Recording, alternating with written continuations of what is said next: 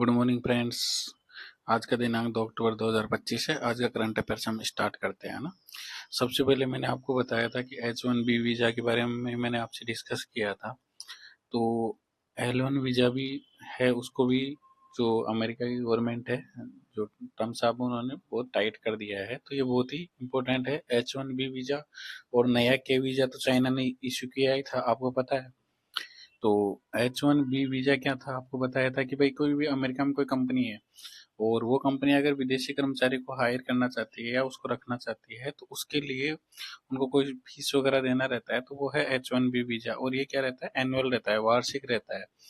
तो ये तो H1B वीज़ा था। और L1 वीज़ा क्या रहता है, जैसे कोई मल्टीनेशनल कंपनी है, जैसे मान लीजिए कोई ऐसी कंपनी है जिसका मतलब ऑफिस बहुत सारे देशों में है, और वो कंपनी क्या चाहती है, जैसे सपोज करो कोई मल्टीनेशनल कंपनी है, उसका हेड ऑफिस भी अमेरिका में है और यहाँ पे मतलब ब्रांच ऑफिस अपने भारत में है, और बाहर वो चाहती है कि मैं यहाँ के जो मतलब ब्रांच ऑफिस के कोई भी अधिकारी या किसी को भी मैं अमेरिका में ट्रांसफर करना चाहती हूँ। तो उसके लिए भी अब जो शर्तें हैं ना वो टाइट कर दी गई है। तो L1 वीजा उसी से रिलेटेड है ना। तो जो बेसिक डिफरेंस है मैंने बता ही दिया। पर L1 वीजा की क्या रहती है कि उसकी कोई लिमिट नहीं रहती है। जैसे H1B वीजा में क्या रहता है, 1 साल के लिए रहता था। और अमेरिका में कंपनी होनी चाहिए और अमेरिका में हायर करना चाहिए। और L1 वीजा क्या रहता है कि मल्टीनेशनल कंपनी है, वो अपनी ब्रांच ऑफिस से किसी ऑफिसर का मतलब अगर ट्रांसफर वगैरह करना चाहती है या उसको अमेरिका में अपॉइंटमेंट करना चाहती है, तो उसके लिए L1 वीजा है। तो ये बहुत ही इंपॉर्टेंट है, आपको ये ध्यान रखना है, क्योंकि ये अभी काफी न्यूज में चल रहा है ना, तो कहीं ना कहीं आपसे पूछ सकता है। नेक्स्ट है मैसूर दशहरा मेला। तो मैसूर दशहरा मेला है, बहुत ही फेमस है। और बताइए राजस्थान में कौन सा मेला है। कोटा का दशहरा मेला फेमस है, तो मैसूर का भी दशहरा मेला फेमस है, तो ये आपको याद रखना है ना। और नेक्स्ट है भारत और भूटान ने पहला cross border rail link project मंजूर कर दिया है।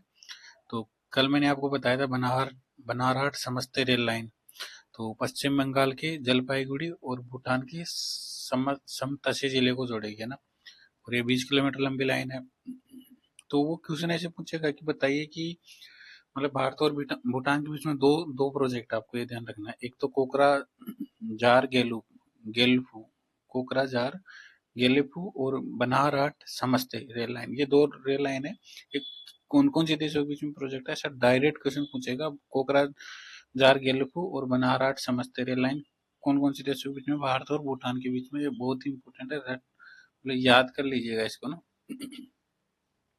कि वो ऐसे पूछेगा भारत और भूटान के बीच में मतलब कौन कौन सी रेल लाइन है, वो मतलब कैसे पूछेगा, पर क्वेश्चन आएगा, मुझे ऐसा लगता है।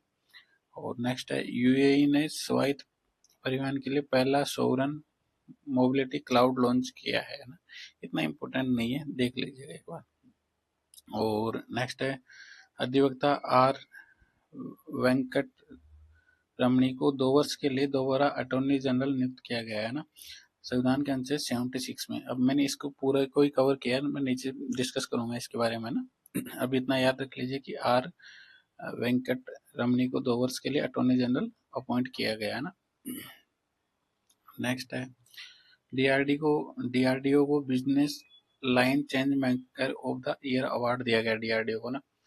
इतना इम्पोर्टेंट नहीं है, पर याद रख सकते हो ना, पर इतना इम्पोर्टेंट नहीं है। ये बहुत इम्पोर्टेंट है भाई। भारत में जन्मा पहला वयस्क चीता जो कूनो, जो अपना नेशनल पार्क है, और वहां पे ये जन्मा है एमपी में। तो मुखी, उसका क्या नाम है, मुखी। तो ये आपको याद रखना है ना, बहुत इंपॉर्टेंट है। अब स्पोर्ट्स से रिलेटेड हम बात करते हैं कि मैंने बताया था कि वर्ल्ड पैरा एथलेटिक्स चैंपियनशिप चल रही है। तो भारत के योगेश कथुनिया ने मतलब रजत पदक जीता है, तो ये आपको याद रखना है ना। और किस में जीता है, पुरुषों की डिस्कस थ्रो F56 स्पर्धा में ना। जो पुरुषों की डिस्कस थ्रो F16 जो कंपटीशन था, उसमें इन्होंने रजत पदक जीता है। तो किसने जीता है, योगेश कथुनिया ने। किसने, और किसमें, F56 जो कंपटीशन है उसमें ना। और ये तो बहुत ही इंपॉर्टेंट है, मैंने पहले भी डिस्कस किया था और आज भी थोड़ा सा न्यूज में था, इसलिए मैंने ले लिया वापस। तो पैरा वर्ल्ड आर्चरी जो चैंपियनशिप है, वो किसने जीती थी, शीतल देवी ने। भाई याद कर लेना, बहुत इंपॉर्टेंट है ये। पैरा वर्ल्ड आर्चरी चैंपियनशिप 2025 किसने जीती थी, शीतल देवी ने जीती थी, बहुत ही इंपॉर्टेंट है ना। नेक्स्ट है माही बांसवाड़ा परमाणु ऊर्जा परियोजना का शिलान्यास कब किया गया था? 25 सितंबर 2025 को। ये न्यूज में था, मैंने ले लिया। तो कहाँ किया गया था ये शिलान्यास? नापला बांसवाड़ा में। मुझे बताइए कि जो ये परियोजना है ना, इसका शिलान्यास किसने किया था? कौन आए थे यहाँ पे? यहाँ पे हमारे पीएम मोदी जी आए थे। तो ये बहुत इंपॉर्टेंट हो जाता है ना कि एक ऐसे स्थान पे जहाँ पे इसका शिलान्यास किया जा रहा है। तो मान लीजिए कि आपने पढ़ लिया कि देश का सबसे बड़ा परमाणु ऊर्जा जो स्थापित किया जाएगा, संयंत्र वगैरह यहाँ पे स्थापित किया जाएगा, वो भी याद कर लिया, सब याद कर लिया। और एग्जाम में पूछ लिया कि माई बांसवाड़ा परमाणु ऊर्जा का परियोजना का शिलान्यास कहाँ पे किया गया, तो वहां फिर खैर आंसर ठीक कर दोगे, पर ये इतना सा याद कर लीजिए, कई बार डायरेक्ट पूछ लेता हो। नापला बांसवाड़ा ना। बैरियर फ्री टोल सिस्टम में शामिल highway Jaipur Gurgaon national highway 48, इतना इंपॉर्टेंट नहीं है, देख लीजिएगा। नेक्स्ट मिस टीन इंटरनेशनल 2025, ये लोरेना रुइज, और ये जो प्रतियोगिता हुई है वो अपने जयपुर में हुई है। तो लोरेना रुइज ने इसमें मतलब अवार्ड जीता है। तो मिस टीन इंटरनेशनल 2025 का ना, इतना इम्पोर्टेंट नहीं है, देख लीजिएगा। मुझे नहीं लगता है पूछेगा, ये इम्पोर्टेंट है। नेशनल अटल अवार्ड 2025 का किसको दिया गया? पंडित सुरेश मिश्रा जी को दिया गया है। और ये राजस्थान से किसको दिया गया? पंडित सुरेश मिश्रा जी को। और ये किस कहाँ से? राजस्थान से ना। और धन्वंतरी अवार्ड 2025 का बनवारी लाल गोड़कर। देखो इतना इम्पोर्टेंट, ये वाला इतना इम्पोर्टेंट नहीं, ये वाला ज्यादा इम्पोर्टेंट है ना। राष्ट्र नेशनल अटल अवार्ड है ना, पंडित सुरेश मिश्रा जी राजस्थान के हैं, तो उनको दिया गया ना। अब मैंने बताया था कि ये वाला जो क्वेश्चन है, ये एडवोकेट वाला, आर वेंकटरमणी को 2 वर्ष के लिए अटॉर्नी जनरल अपॉइंट किया गया संविधान के अनुच्छेद 76 में ना। तो मैंने क्या किया कि ये क्वेश्चन बहुत सारे एग्जाम में पूछा जाता है ना, तो मैंने क्या किया, इसको पूरा मतलब आपको पूरा ही समझाने के लिए आज स्पेशल टुडे करके सीरीज बना दी। तो ये बताइए कि अटॉर्नी जनरल का मतलब क्या होता है? महान्यायवादी, भारत के महान्यायवादी। अटॉर्नी जनरल को हिंदी में महान्यायवादी बोलते हैं, ये आप याद कर लीजिए। अटॉर्नी जनरल को क्या बोलते हैं? महान्यायवादी। और ये क्या है? भारत सरकार के मुख्य विधिक सलाहकार होते हैं। मतलब भारत सरकार को मान लीजिए कि कोई सुप्रीम कोर्ट में या कहीं केस चल रहा है या कुछ, भारत सरकार को लीगल एडवाइस चाहिए, तो वो किससे लेती है भारत सरकार? इनसे लेती है, अटॉर्नी जनरल से, है ना। तो भारत सरकार के मुख्य विधिक सलाहकार होते हैं। नेक्स्ट है कि महान्यायवादी की नियुक्ति कौन करता है? मुझे बताइए कि महान्यायवादी की नियुक्ति करेगा भारत का राष्ट्रपति। और कौन से अनुच्छेद के तहत करेगा? आर्टिकल 76 सब क्लोज 1 के तहत करेगा। और कैसे करेगा? जो केंद्रीय मंत्रिमंडल है, अपना यूनियन कैबिनेट है, तो वो मतलब अनुरोध करेगी गवर्नमेंट को, मतलब राष्ट्रपति को बताएगी कि ये जो पर्सन है इसको आप अटॉर्नी जनरल अपॉइंट कर दीजिए। और अटॉर्नी जनरल का कार्यकाल कितना होता है भाई? बताइए। अटॉर्नी जनरल का कार्यकाल डिसाइड नहीं होता है, ये राष्ट्रपति के प्रसाद पर्यंत पद पर बने रहते हैं ना। और महान्यायवादी को, महान्यायवादी जो भी अटॉर्नी जनरल रहेगा अपना, या जो महान्यायवादी बोलते हैं, तो उसके पास क्या क्या योग्यताएं रहनी चाहिए कि उसको अटॉर्नी जनरल अपॉइंट किया जाए? भारत सरकार का मुख्य विधिक सलाहकार बना रहे हो आप किसी को, तो उसके पास भी कुछ तो योग्यताएं होनी चाहिए ना। तो उसकी क्या क्या योग्यताएं कि सबसे पहला है कि सर्वोच्च न्यायालय के न्यायाधीश के रूप में नियुक्ति के लिए आवश्यक योग्यताएं पूरी करनी चाहिए भाई। उसके पास इतनी जो मतलब योग्यताएं होनी चाहिए कि वो सर्वोच्च न्यायालय के न्यायाधीश के रूप में उसको अपॉइंट कर सके गवर्नमेंट। पहला पॉइंट ये। दूसरा है कि वो किसी भी हाई कोर्ट में न्यायाधीश के रूप में कम से कम 5 वर्ष, या किसी भी हाई कोर्ट में एडवोकेट के रूप में 10 साल तक कार्य करना चाहिए। 3 शर्तें उन्होंने बताई कि पहला है कि वो सुप्रीम कोर्ट का न्यायाधीश के रूप में मतलब अपॉइंट होने के लिए योग्यता रखनी चाहिए। दूसरा है 5 वर्ष तक मतलब किसी भी हाई कोर्ट में जज जज रहे हो, और या 10 साल तक एडवोकेट रहे हो मतलब हाई कोर्ट में। तो उसको जो भारत सरकार है, मतलब जो इसको अटॉर्नी जनरल अपॉइंट कर सकती है ना। तो ये बहुत ही इंपॉर्टेंट है।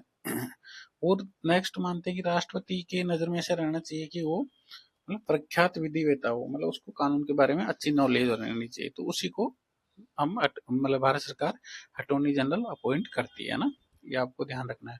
तो अभी किन को अपॉइंट किया है? तो are Venkat Ramani. Are Venkat रमणी बहुत ही इंपॉर्टेंट है, याद कर लीजिए। भारत के वर्तमान अटॉर्नी जनरल कौन है? आर वेंकट रमणी है ना। और 16 अटॉर्नी जनरल के रूप में कार्यभार संभालेंगे। और इससे पहले कौन थे? के वेणुगोपाल। ये इतने इंपॉर्टेंट नहीं है, ये याद कर लीजिए। आर वेंकट रमणियन भारत के वर्तमान अटॉर्नी जनरल है। चलिए हमने ये देख लिया कि भाई ये अटॉर्नी जनरल क्या रहता है, कौन से अनुच्छेद के तहत होता है, क्या क्या योग्यताएं होती है। अब अटॉर्नी जनरल अपॉइंट कर दिया तो उसकी शक्तियां तो क्या है, उसके पास कार्य क्या है और क्या क्या करेगा वो, है ना। अटॉर्नी जनरल क्या करेगा, भारत सरकार के को उनके पास भेजे गए कानूनी मामलों पर सलाह देने के लिए आवश्यक है। मतलब भारत सरकार क्या कहेगी कि आप इसमें कानूनी एडवाइस कीजिए भारत सरकार को, तो भारत सरकार इनसे एडवाइस वगैरह लेती है ना, पहला ये। अटॉर्नी जनरल राष्ट्रपति भी कुछ कार्य सौंपेगा तो उसका पालन करेगा, करते होगा। और संविधान के अनुच्छेद 76 और 88 अटॉर्नी जनरल को भारत के सभी न्यायालयों में सुनवाई का अधिकार और संसद की कार्यवाही में भाग लेने का अधिकार देता है। ये याद रख लीजिए कि जो अटॉर्नी जनरल रहेंगे ना, वो भारत के सभी न्यायालयों में सुनवाई का अधिकार है और संसद की कार्यवाही में भाग लेने का अधिकार है। मतलब ये क्या रहेगा कि जैसे संसद चल रही है, पार्लियामेंट चल रही है, तो उसमें ये भाग लेंगे ना और वहां बैठेंगे भी और उसकी कार्रवाई में भाग लेंगे। परंतु परंतु क्या चीज नहीं है उनके पास, वोट देने का अधिकार नहीं है। जैसे मान लीजिए कि कोई बिल बनता है संसद वगैरह में, तो उसमें वोटिंग होती है, तो उसमें वोट देने का अधिकार इनको नहीं है। ये बहुत ही इंपॉर्टेंट है ना। और अटॉर्नी जनरल भारत सरकार की ओर से सुप्रीम कोर्ट में उन सभी मामलों मुकदमों, जैसे मुकदमे हैं, अपील, अन्य कार्रवाई सहित में पेश होते हैं भारत सरकार की तरफ से। जैसे सपोज करो बोलते हैं ना गवर्नमेंट की साइड से कौन है, तो जैसे भारत सरकार कोई भी अगर ऐसा सुप्रीम कोर्ट में केस चल रहा होगा तो अटॉर्नी जनरल उसको रिप्रेजेंट करेंगे ना। और जिनमें भारत सरकार से समझ लेता हूँ। अटॉर्नी जनरल जैसे भारत के संविधान के अनुच्छेद 143 के तहत राष्ट्रपति द्वारा सुप्रीम कोर्ट को दिए गए किसी भी संदर्भ में भारत सरकार का प्रतिनिधित्व करते हैं।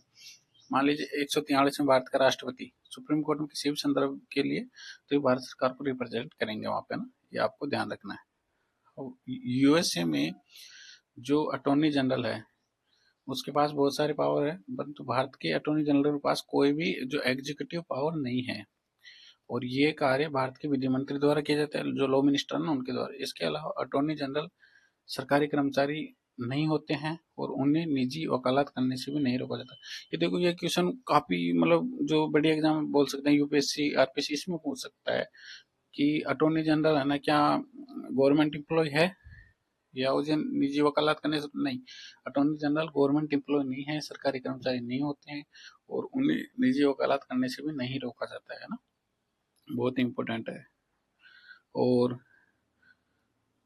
अटॉर्नी जनरल को संक्षिप्त जो ब्रीफ में डिटेल्स प्राप्त करने की अनुमति है और वो सरकार के विरुद्ध वकालत नहीं कर सकते। कैसे करेंगे बताइए, सरकार ने उन्होंने अपॉइंट किया है उनको, मतलब सरकार को गाइड करेंगे तो अपॉइंट वो नहीं करेंगे ना। और इसके अलावा अटॉर्नी जनरल को आपराधिक कार्रवाई में किसी अभियुक्त पक्ष का प्रतिनिधित्व करने और सरकार की स्पष्ट सहमति बिना किसी कंपनी में डायरेक्टर वगैरह की भूमिका ये निभा नहीं सकते। मतलब ये इनके ऊपर रेस्ट्रिक्शन है ना, ये आपको याद रखना है। अटॉर्नी जनरल की सहायता के लिए क्या किया इन्होंने, तो सोलिसिटर जनरल और एक एडिशनल सोलिसिटर जनरल अपॉइंट किए जाते हैं ना। अटॉर्नी जनरल से केवल वास्तविक महत्व के कानूनी मामलों में परामर्श किया जाना चाहिए और वह भी विधि मंत्रालय से परामर्श के बाद, है ना। और अटॉर्नी जनरल के सभी संदर्भ कहाँ से ले जाते हैं, विधि मंत्रालय से। तो मुझे नहीं लगता कि कभी अटॉर्नी जनरल से रिलेटेड, जैसे महान्यायवादी बोलते हैं इसको हिंदी में ना, और वैसे अटॉर्नी जनरल बोलते हैं ना, तो ये आपको याद रखना है कि अब कभी भी मैं ये उम्मीद करूंगा कि अगर एग्जाम में क्वेश्चन आए तो आप गलत मत करके आना ना। और आप अगर सही करके आएंगे तो मुझे बहुत ज्यादा खुशी होगी कि मैंने पढ़ा है और उन्होंने सही किया और उनका सिलेक्शन होगा, है ना। तो ये बहुत ही इंपॉर्टेंट है, आपको याद रखना है ना। मुझे नहीं लगता कि अब इसमें आपको कोई डाउट रहा होगा। नेक्स्ट जो इम्पोर्टेंट क्वेश्चन का हम स्टार्ट कर देते हैं। आज इम्पोर्टेंट क्वेश्चन है जैसे बनार Banarhat Samasti rail line, Banarhat Samasti rail line, Banarhat Samasti rail line का है पश्चिम बंगाल के जलपाईगुड़ी और भूटान के समस्ती जिले को जोड़ेगी। ये 20 किलोमीटर लंबी रेल लाइन है, बहुत इंपॉर्टेंट है। फिर बताइए, ये क्वेश्चन कल भी लिया था, परसों भी लिया था, आज भी ले रहा हूँ। क्यों ले रहा हूँ, क्योंकि बहुत ही इंपॉर्टेंट है ना। नेक्स्ट है ठंडा रेगिस्तान बना 13वां यूनेस्को बायोस्फीयर रिजर्व, कहाँ है ये, हिमाचल प्रदेश के स्पीति स्थित कोल्ड डेजर्ट बायोस्फीयर रिजर्व को वर्ल्ड नेटवर्क को बायोस्फीयर रिजर्व में शामिल किया गया है। कोल्ड डेजर्ट है, शीत मरुस्थल है और 7770 वर्ग किलोमीटर में है और हाइट कितनी है, 3300 से 6600 मीटर है ना। और इसमें कौन कौन से शामिल है नेशनल पार्क वगैरह, pin valley national park, Chandratal, Sarchu और किबर। देखो ये ऐसा पूछेगा सरचू, किबर, चंद्रताल, ये क्या इसमें शामिल है क्या? हाँ शामिल है। और यहाँ पे जो जीव जंतु है, हिम तेंदुआ, हिमालयन आइबैक्स, ब्लू शिप, मैंने पहले बताया था भाई, ये तो आपको याद आ जाएंगे। ब्लू शिप याद कर लो एक तो, और एक गोल्डन ईगल है ना, ये यहाँ पे पाए जाते हैं ना। और मैंने बताया था कि यूनेस्को सूची में अन्य 12 22, इंडिया के कितने हैं वैसे वाइस रिजर्व? 18 है। और यूनेस्को में कितने हैं? 12 है इंडिया के उसमें ना। तो जो ये देख लीजिए, नीलगिरी कहाँ का है, मैंने मैप से बताया था, तमिलनाडु, केरल, कर्नाटक। चलिए बताइए पन्ना कहाँ है? पन्ना जो वाइस रिजर्व, बताइए, एमपी में है। मन्नार की खाड़ी कहाँ है? बताइए, गल्फ ऑफ मन्नार कहाँ पे है? तमिलनाडु में। चलिए नॉर्मल बताइए, पाक की खाड़ी कहाँ है? तमिलनाडु के पास में है ना, आपको ये याद रखना है। और सुंदरबन कहाँ है वाइस रिजर्व? पश्चिम बंगाल में, बताइए। नंदा देवी जो वाइस रिजर्व है वो कहाँ है? उत्तराखंड में। और चलिए पंचमढ़ी, पचमढ़ी कहाँ पे? एमपी में। अचानक मार, अमरकंटक, छत्तीसगढ़ और एमपी के बॉर्डर पे, दोनों के बीच में है। ग्रेट निकोबार वाला आप बता ही दोगे। अगस्त्यमुलाई कहाँ है? बताइए, केरल और तमिलनाडु में। और नागरकोइल तमिलनाडु में। और खांग चेंगजोंगा ये कहाँ पे? सिक्किम में। सिमलीपाल कहाँ पे? उड़ीसा में। और बताइए चलिए, नोकरेक, नोकरेक वाइस प्रेसिडेंट कहाँ पे है? बताइए कहाँ पे? याद कीजिए, मेघालय में। मेघालय में ना। और कल मैंने एक बर्ड का वो फोटो वगैरह भी लगाया था, इसमें पूरा बताया था। तो बताइए, नारायण पक्षी में पहली बार जो रेड नेक वाला जो फलारो पाया गया, वो कहाँ पे पाया गया? तमिलनाडु में। और ये वैसे कहाँ पे ज्यादा पाया जाता है? जैसे आर्कटिक क्षेत्र है, यूएसए वगैरह, वहाँ पे ज्यादा पाया जाता है ना। ठीक है, नेक्स्ट बताइए, देश का पहला केंद्रीय उत्तक बैंक कहाँ पे स्थापित किया गया? बताइए, सोचिए। देश का पहला केंद्रीय बैंक कहाँ पे स्थापित किया गया? वो स्थापित किया गया दिल्ली में, है ना। बहुत ही इंपॉर्टेंट है। नेक्स्ट है आईसीसी वनडे जो महिला विश्व कप भारत और श्रीलंका की संयुक्त मेजबानी में हो रहा है, ये आपको याद रखना है ना। वो बताइए, वर्ल्ड पैरा एथलेटिक्स चैंपियनशिप में पुरुषों की भाला फेंक F46 में किसने गोल्ड मेडल जीता है? बताइए। वो है रिंकू हुड्डा जी, बहुत इंपॉर्टेंट है ना, ये आपको ध्यान रखना है। और सुंदर गुजर ने रजत पदक जीता है। सुंदर गुजर का राजस्थान की जो तैयारी करे हो याद रख लीजिए, सुंदर गुजर राजस्थान से है ना, ये इंपॉर्टेंट है।